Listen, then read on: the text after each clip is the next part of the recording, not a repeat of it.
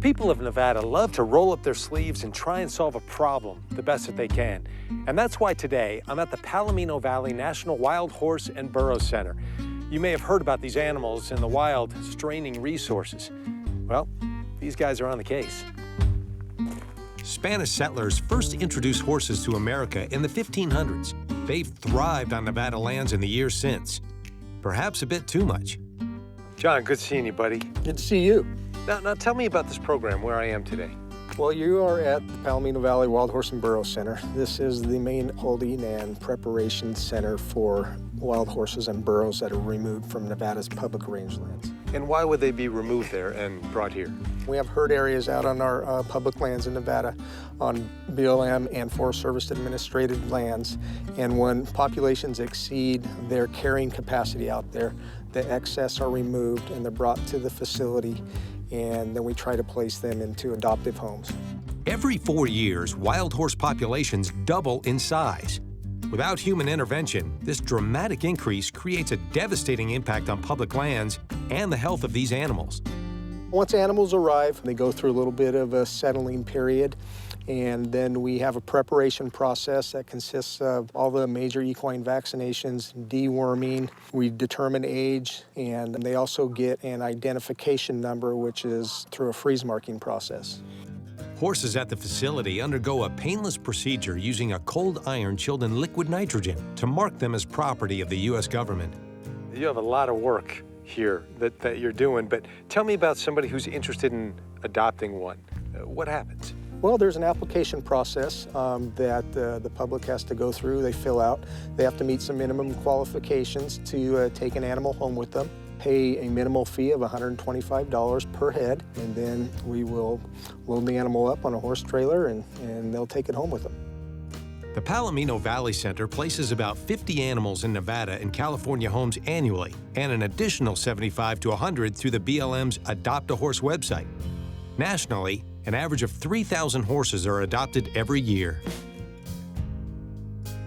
What if a horse is here long enough to not get adopted? Now we're talking about 7 years old, even maybe a little older. What happens? Those animals eventually get trucked or shipped back to the Midwest, and we have pasture facilities back there that we contract with, and they're turned out on large pastures, and they just graze and live out there for their duration. The BLM contracts off-range pastures and partners with eco-sanctuaries to provide over 300,000 acres of land for horses who don't get adopted. They then live out their lives free roaming on open pastures. Tell me about adopting a burro as opposed to a horse. Why would you do one over the other? Personal preference. You know, some folks just like to have maybe an animal that's just going to be out in pasture, and, you know, burros can be used for packing just like the horses as well. Burros are also good guard animals. So for instance, if maybe you have some livestock, sheep perhaps, they keep predators at bay. This facility stretches over 80 acres of land, 60 of which provide corrals for the horses and burros waiting to find homes. Up to 1,800 animals can be housed here at any time. What you're doing here is a big deal because the horse population on the range is in Nevada a specific issue, isn't it? Yeah, correct. Nevada's got approximately 77 separate herd management areas in it. It has over 50% of the wild horse population out of the 10 western states. So there's a lot of them out there. There's a lot of animals out there.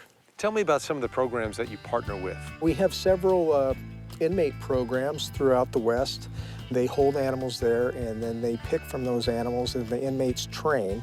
And they go through about a 100-day training period, maybe a little bit longer, and get those animals gentled, and they ride them, and then they'll hold an adoption or auction event to the public. And that rehabilitates both the animal and the inmate, at least that's the idea. Absolutely, it's a win-win. You know, the inmates learn some life skills, they learn empathy, and of course, they're gentling a horse that we can place into a good home.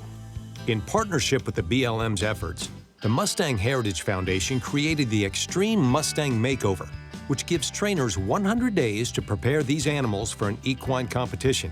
At the end of this period, the public has the opportunity to take home some newly trained horses.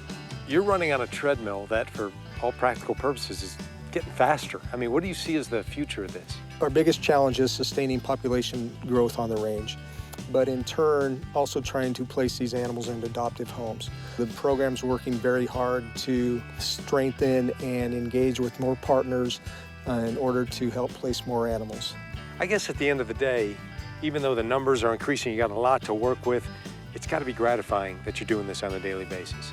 Yeah, it's a very gratifying job. You're outside. Well, I have a love for animals, so I couldn't ask for anything better. John, I've had a ball, man. I always wanted to learn about this, and you took me through it today. I really do appreciate it. You're doing a great job. Oh, you're welcome.